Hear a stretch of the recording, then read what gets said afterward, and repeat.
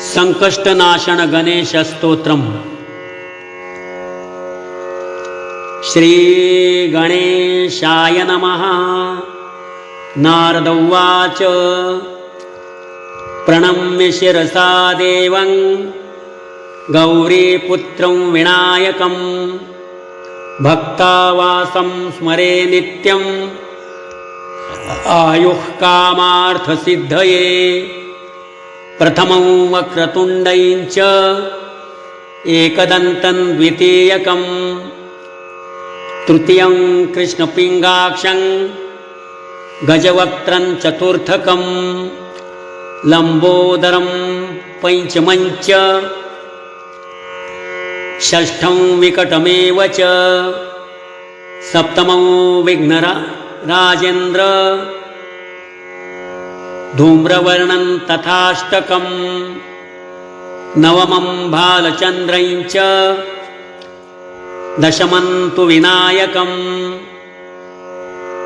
एकादशं गणपतिं द्वादशं तु गजाननं द्वादशैतानि नामानि त्रिसन्ध्यै यः पठे नरः न च विघ्नभयं तस्य सर्वसिद्धिं करं प्रभो। विद्यार्थी लभते विद्यां धनार्थी लभते धनं पुत्रार्थी लभते पुत्रं मोक्ष्यार्थी लभते गतिं।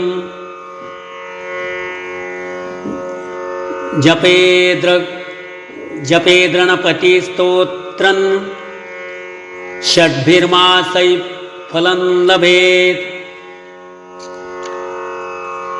संवत्सरेण सिद्धिं च लभते नात्र संशयः। अष्टभ्यो ब्राह्मणेभ्यश्व लिखित्वा यः समर्पयेत् तस्य विद्या भवेत् सर्वा गणेशस्य प्रसादतः। इति श्रीनारदपुराणे संकष्टनाशन गणेशस्तोत्रं सम्पूर्णम्।